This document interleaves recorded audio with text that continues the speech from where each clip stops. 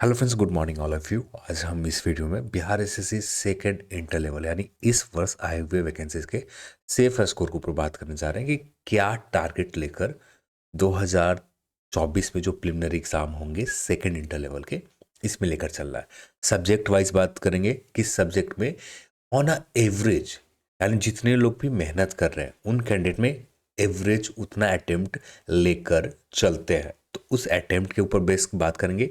इससे पहले यानी प्रीवियस ईयर कट ऑफ कितना रेलेवेंट रहेगा 2023 के बिहार से सेकंड इंटर लेवल के वैकेंसीज में, इसके ऊपर बात करेंगे। और भी जो पॉइंट है उन पॉइंट के ऊपर प्रॉपर डिस्कशन हम लोग करने जा रहे हैं इस वीडियो में। चैनल पर आप नए तो चैनल को सब्सक्राइब कर लें और इस वीडियो को आप अपने दोस्तों के साथ शेयर जरूर करें। अब आते हैं अपने टॉपिक के ऊपर। तो बिहार से सेकंड इंटर लेवल के प्रिलिमिनरी एग्जाम आप उम्मीद करो तो यदि सब कुछ ठीक रहता है तो मार्च के महीने में होने की प्रोबेबिलिटी बहुत ज़्यादा रहेंगे। पर यदि सब कुछ ठीक रहते हैं तब ऐसा भी हो सकता है कि चुनाव की वजह से ये आपका प्रिलिमिनरी एग्जाम 2024 के सेकेंड हाफ में भी जाए।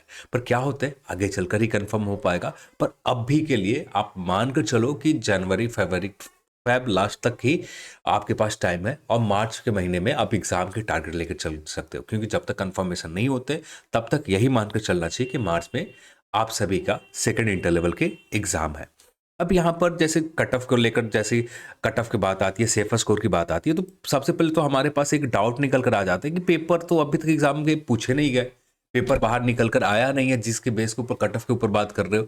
तो यहाँ पर हम लोग पेपर का लेवल कहाँ से डिसाइड कर रहे हैं? तो पेपर का लेवल डिसाइड कर रहे हैं पुराने एग्जामों में, हाल फिलहाल के जो एग्जाम बिहार से सीजीएल ने जिस लेवल के क्वेश्चन पूछे गए थे उस क्वेश्चन के बेस के ऊपर 2014 इंटर लेवल के मेंस एग्जाम में जिस तरह के क्वेश्चन लगातार पूछे गए, वहां पर उन क्वेश्चन के बेस के ऊपर, क्योंकि जब भी पेपर बनाए जाएंगे तो यहाँ पर आयोग के सामने दो exam Bihar SSC first inter level का एक बेस रखा जाएगा।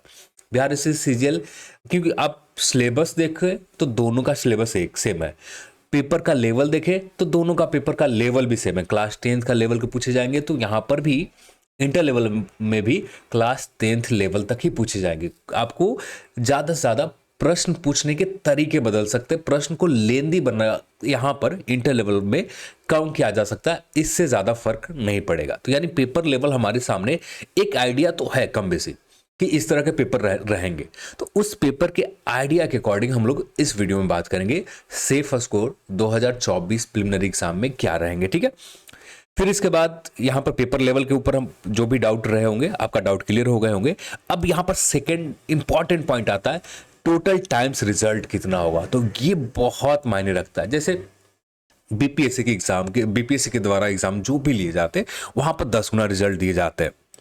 पर बिहार एसएससी के द्वारा जो भी एग्जाम लिए जाते हैं, क्योंकि इनका इनहेरेंट है इनके नियमावली में, Bihar SSC second inter level का जो नियमावली है उसी में मेंशन किया गया कि यहाँ पर Bihar SSC second inter level के रिजल्ट 5 गुना मेंस के लिए बुलाए जाएंगे। तो ये एक ड्रॉबैक है, ये दिक्कत है। जैसे उन कैंडिडेट के लिए बहुत अच्छे मेहनत करते हैं पर मेंस एग्जाम में जाने के मौका ना के बराबर मिल पाता है, क्योंकि यहाँ पर ही वे कंपटीशन से बाहर हो जाते हैं, क्योंकि वे कैंडिडेट यहाँ पर शामिल हो पाते हैं जिनका हर सब्जेक्ट के ऊपर, चाहे मैथ हो, चाहे रीजनिंग हो, चाहे जनरल स्टडीज हो, चाहे जनरल साइंस हो, ये चारों सब्जेक्ट के ऊपर अच्छी पकड़ रखते हैं, उन कैंडिडेट का चांसेस ज़्यादा होता है यहाँ पर।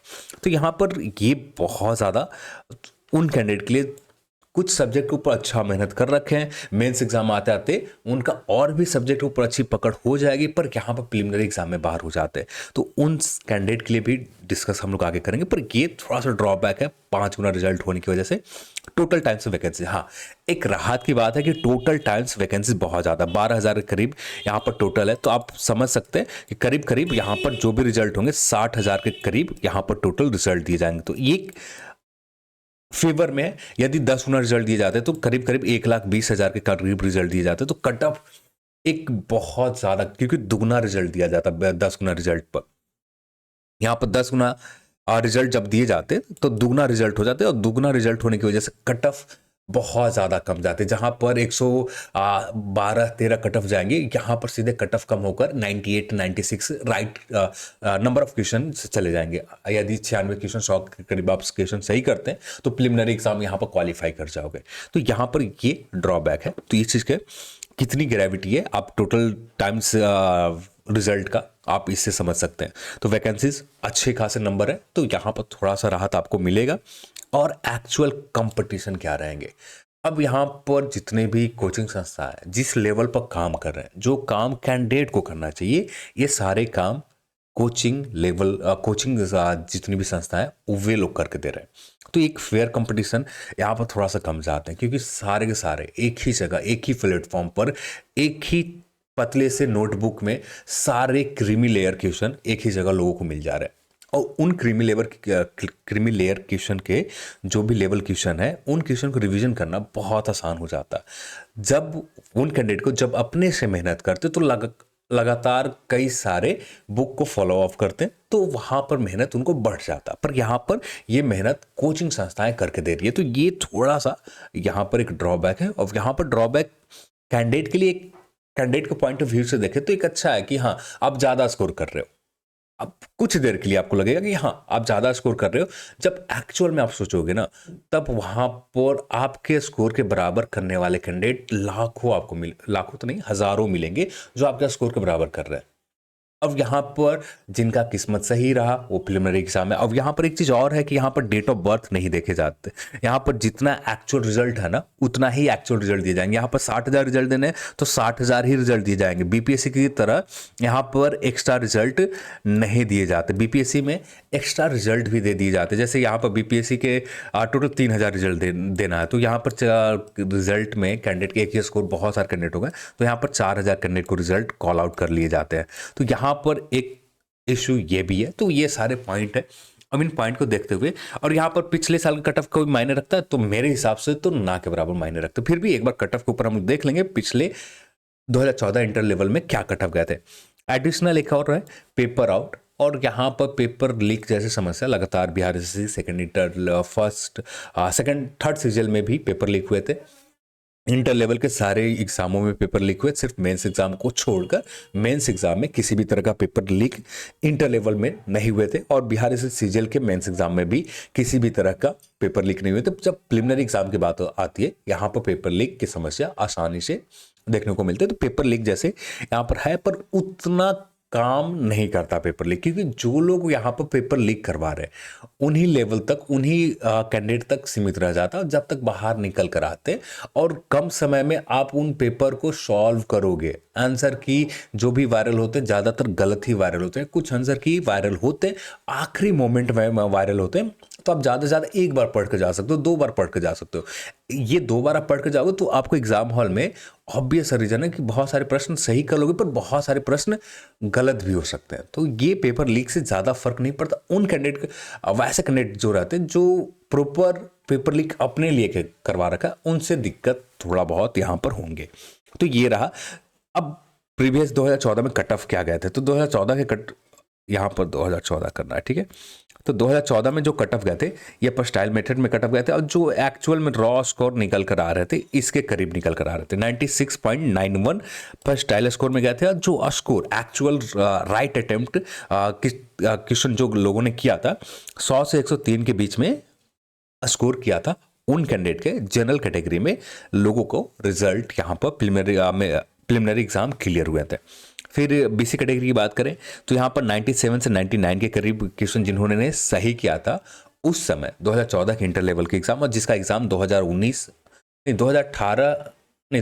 में लिए गए थे। हाँ, 2019 जून या जुलाई के महीने, दिसंबर के महीने या जून, जब भी थे उतना ठंडा नहीं था, जुलाई अगस्त के महीने में कंडक्ट करवाए गए थे। तो 97 से 99 के करीब यहाँ पर स्कोर।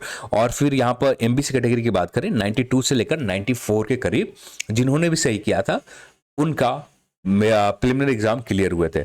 84 से 86 के बीच में जिनका भी स्कोर सही था वो इसी बीच में स्कोर रहा होगा। एग्जैक्ट स्कोर का आइडिया लगा पाना पॉसिबल नहीं है, क्योंकि पर्स्टाइल कट ऑफ बताया गया, और यहाँ पर पर्स्टाइल कट ऑफ के साथ साथ कैंडिडेट के स्कोर भी नहीं बताए गए थे कि एक्चुअल स्कोर उन्होंने क्या लेकर आया।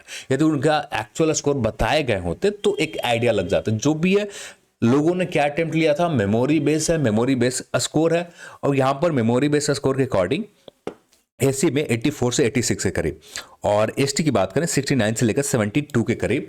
ये 2014 का प्रिलिमिनरी एग्जाम का हार है। 2014 का प्रिलिमिनरी एग्जाम का हाल है।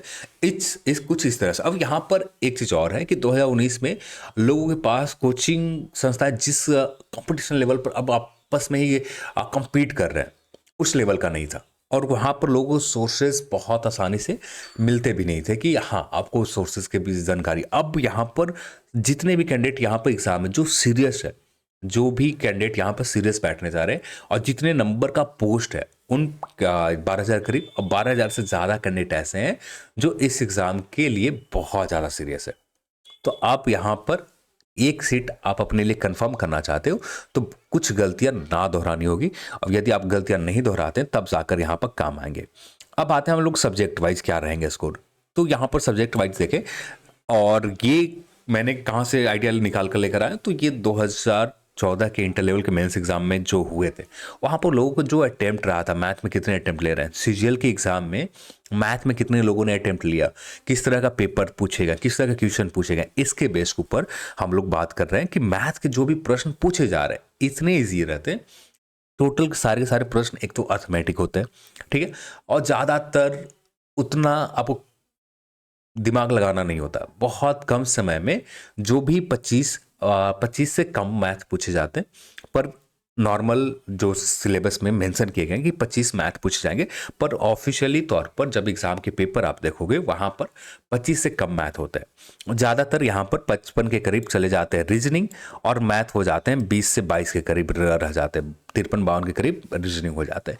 तो ये है यहाँ पर यदि 25 मैथ पूछे जा रहे हैं और जिन कैंडिडेट का कम से कम 22 मैथ यहाँ पर सही करते तो एक बहुत बेहतरीन है। नॉर्मल आपको 20 आसानी से, जो लोग थोड़ा सा भी सीरियस है इस एग्जाम के लिए, 20 क्वेश्चन मैथ में आसानी से सही कर आ जाते हैं, क्योंकि लगातार मेहनत करते आ रहे हैं मैथ के ऊपर, क्योंकि उनको पता है कि सिलेबस में मैथ कितना इंपॉर्टेंट है, कितना मायने रख रही है।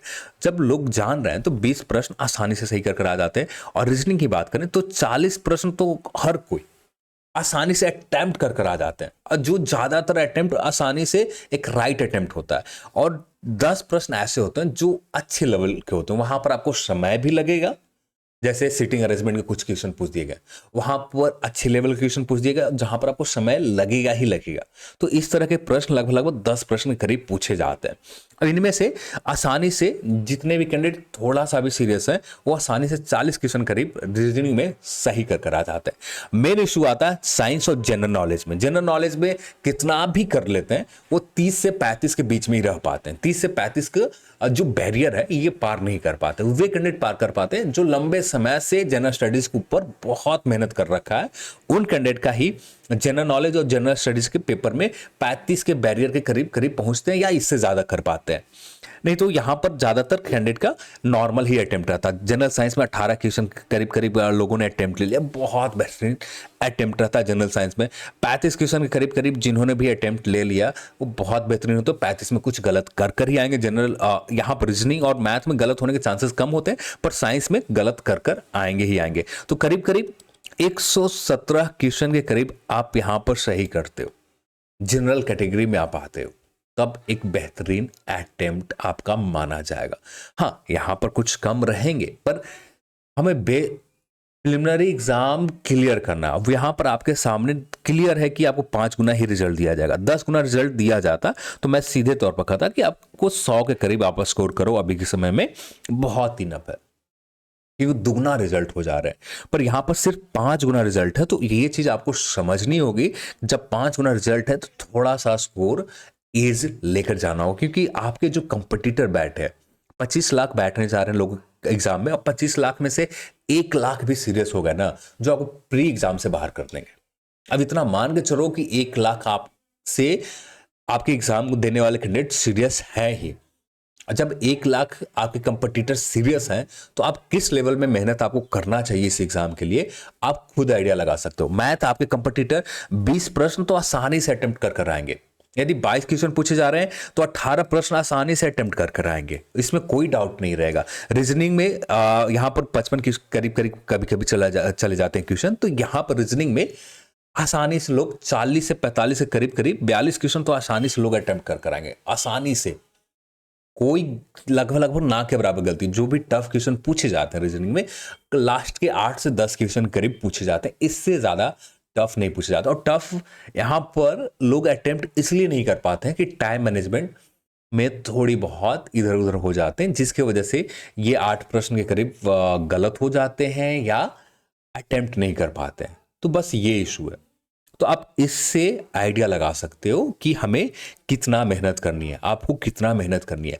अब इस लेवल पर आप सोच के चलोगे, हर सब्जेक्ट के अलग स्ट्रेटजी आप लेकर चलोगे। मैथ्स के ऊपर उतना ही ध्यान देना है जितना आप जनरल साइंस के ऊपर ध्यान दे रहे हो, क्योंकि जनरल साइंस यहाँ पर रेगुलर सिर्फ ऑब्जेक्टिव भी लगा के चले जाते हो ना, लुसेंट का ऑब्जेक्टिव या इंटरनेट के ऊपर जो भी एमसीक्यूज है वो भी लगा के चले जाते हो, तो आसानी से 18 क्वेश्चन लेकर चले जाओगे। तो उतना ही इंपॉर्टेंस मैथ की देनी है, यानी ज़्यादा इंपॉर्टेंस साइंस और मैथ्स को नहीं देनी, क्योंकि यहाँ पर सब लोग बराबर हो। आप साइंस और जीके में सब लोग बराबर हो, क्योंकि यहाँ पर सब कैंडिडेट यहाँ पर एक जैसे लगभग लगभग स्कोर रहेंगे। पर मैथ रीजनिंग में सब लोग बराबर नहीं है। कुछ कैंडिडेट यहाँ पर बहुत बेहतरीन स्कोर कर आएंगे, कुछ यहाँ पर लगभग लगभग ऑन एवरेज स्कोर निकल कर आएगा। 18 से 20 क्वेश्चन करीब मैथ सही कर आएंगे, 35 से 40 क्वेश्चन करीब रीजनिंग सही कर आएंगे। अब उनको लीड लेना जनरल साइंस और जीके जनरल नॉलेज में, ये सोचकर चल रहे हैं कि हम जनरल नॉलेज और जनरल साइंस में लीड लेकर चले जाएंगे, जो पॉसिबल नहीं है, क्योंकि क्वेश्चन यहाँ पर थोड़े से भी फंसाने वाले पूछ दिए गए जो आप बाहर हो जाओगे। करंट अफेयर में थोड़े बहुत भी चेंजेस कर दिए गए। इस वर्ष करंट अफेयर ना पूछकर 2024 के करंट अफेयर ना पूछकर 2023 के करंट अफेयर आपके सामने पूछ दिए गए, आप फंस जाओगे। तो यहाँ पर आप कुछ नहीं कर सकते, यहाँ पर आप लिमिटेड है। यहाँ पर आप लुसेंट, यहाँ पर मैं सजेस्ट आप सभी कैंडिडेट को यही करूंगा कि आप लुसेंट के ऊपर ध्यान दो और जनरल नॉलेज जनरल स्टडीज के ऊपर लुसेंट और प्लस लुसेंट ऑब्जेक्टिव के ऊपर ही ध्यान दो। दोनों पर बस इतना ही आपको ध्यान देकर चलना है, साइंस के ऊपर भी और जनरल नॉलेज के ऊपर भी, क्योंकि यहाँ पर हाँ एक्स्ट्रा मेहनत करनी है कि जो सिलेबस में एक्स्ट्रा पॉइंट मेंशन किए गए आपके इंडिया के उन नेबर कंट्री यानी उन पड़ोसी कंट्री के बेसिक इंफॉर्मेशन, बेसिक हिस्ट्री आपको क्लियर होनी चाहिए। और यहाँ से भी प्रश्न बनेंगे ही बनेंगे, जो आपको 2 मार्क्स के लिए 1 मार्क्स के लिए लीड लेकर आएगा, जो मेरिट में आपको काम आने वाला है। जब मेंस एग्जाम आप जब देने जाओगे उस समय बहुत ज़्यादा आपको एक तो मोटिवेशन हाई रहेंगे कि हाँ मेरा हर सिलेबस के ऊपर अच्छी कमांड है, अच्छी पकड़ है, जहां पर आप आसानी से इतने सही करो। और मेंस एग्जाम में आपका जो मेन टारगेट होना चाहिए 120 से प्लस क्वेश्चन टारगेट होना चाहिए, क्योंकि वहां पर आपको सिर्फ फाइनल सिलेक्शन की बात की जाएगी, तो वहां पर आपको 120 के करीब आपको सही कर जाना पड़ेगा मेंस एग्जाम में। पर प्रिलिमिनरी एग्जाम में आप थोड़े बहुत कोताही कर सकते हो, थोड़ी बहुत गलतियां कर सकते हो, पर उतना भी गलती नहीं करना है कि आप प्रिलिमिनरी एग्जाम से ही बाहर हो जाओ। तो गलतियां लिमिटेड करनी है कि 1-2 गलतियां चलेगा, उससे ज्यादा नहीं, ठीक है। 5 गुना रिजल्ट है, थोड़ा सा 10 गुना रिजल्ट होता तो बहुत ज्यादा आसान हो जाती ये पेपर, आसानी से आप यहाँ पर प्रिलिमिनरी एग्जाम तो क्लियर कर आ ही जाते। तो ये है आपका 2023 के प्रिलिमिनरी एग्जाम में, ऐसा मुझे लग रहा है कि कुछ इस तरह से इस बार रहेंगे। और आपका सेफ स्कोर क्या रहेगा, 117 के क्वेश्चन करीब। आप ईडब्ल्यूएस में आ जाते हैं, तो ईडब्ल्यूएस मेरे हिसाब से जो कैंडिडेट ईडब्ल्यूएस कैंडिडेट है, तो ईडब्ल्यूएस में मेरे हिसाब से जो लोग 112 क्वेश्चन करीब आसानी से सही कर आ जाएंगे, तो प्रिलिमिनरी एग्जाम क्लियर करने के चांसेस मैक्सिमम होंगे। फिर उसके बाद बात करें ईबीसी के लिए, तो ईबीसी 108 के करीब, 108 के करीब क्वेश्चन आप सही कर आते हो तो आसानी से आपका प्रिलिमिनरी एग्जाम हो जाएंगे। फिर उसके बाद करें बीसी कैटेगरी यानी बीसी के लिए, तो यहाँ पर 110 के करीब आपको सही करने, 110 नहीं 112-13 के करीब आपको सही करने पड़ेंगे। और इसको आप कम कर सकते हो, 110 के भी टारगेट ले सकते हो, और इसको 112 आपको, हाँ 110 काफ़ी है ईडब्ल्यूएस के लिए, 110 काफ़ी है। बीसी के लिए 112 करना ही पड़ेगा, कोई ऑप्शन नहीं है। 112 के करीब आप सही कर आते हो तब जाकर 112, और इसमें प्लस जितना आप ऐड ऑन कर सको, ये आपके कंफर्मेशन रिजल्ट के प्रिलिमिनरी एग्जाम में कंफर्म करते जाएंगे। तो इस तरह से आप लेकर चल सकते हो। एससी की बात करें तो एससी कैटेगरी जहां तक मुझे लगता है 100 के करीब सही कर आ जाते, तो बहुत आसानी से 100 के करीब आपको सही करने पड़ेंगे। पहले की बात नहीं रह गए कि पहले यहाँ पर लोग मेहनत कम कर रहे हैं, अब सभी लोग मेहनत कर रहे हैं। तो एसटी कैटेगरी में भी आपको 102, 101 के करीब आपको सही करके लेकर आना होगा, तब जाकर यहाँ पर प्रिलिमिनरी एग्जाम में अच्छा चांसेस बनेंगे कि आपका प्रिलिमिनरी एग्जाम आसानी से क्लियर कर पाओ। तो ये था मेरा एक ओवरव्यू, क्या पेपर प्रीवियस ईयर में पेपर है उसके आधार पर कट ऑफ, और लोगों के अटेम्प्ट 2014 इंटर लेवल के मेंस एग्जाम में क्या रहे थे, प्रिलिमिनरी एग्जाम में क्या रहे थे, मैथ रीजनिंग में, इसके ऊपर बेस है, ठीक है। तो यहाँ पर ओवरऑल हाँ उस समय थोड़ा सा 2014 वाले की आइडिया मेंस एग्जाम के ले रखा है, पर प्रिलिमिनरी एग्जाम की आइडिया नहीं ले रखा है। 2014 के मेंस एग्जाम में लोगों ने मैथ में कितना अटेम्प्ट लिए थे, रीजनिंग में क्या अटेम्प्ट लिए थे, और सीजीएल के एग्जाम में मैथ में लोगों का अटेम्प्ट क्या रहा था, रीजनिंग में क्या अटेम्प्ट रहा था, उससे तो थोड़ा सा आसान ही रहेंगे। और जितना लेंदी क्वेश्चन सीजीएल में पूछेगा उससे अच्छा खासा आसान यहाँ पर रहेंगे। तो ये आइडिया है सेकेंड इंटर लेवल 2023 के वैकेंसीज के लिए, और जो लगभग 25 लाख बैठने जा रहे हैं उन सभी को ऑल द बेस्ट। जितना हो सके ज़्यादा से ज़्यादा मेहनत करो आप। अब आपके सामने आइडिया भी है कि किस तरह से आप अटेम्प्ट लेकर आगे बढ़ सकते हो। आज की इस वीडियो में इतना ही, और इस वीडियो को देखने के लिए आप सभी को बहुत बहुत धन्यवाद। जय हिंद।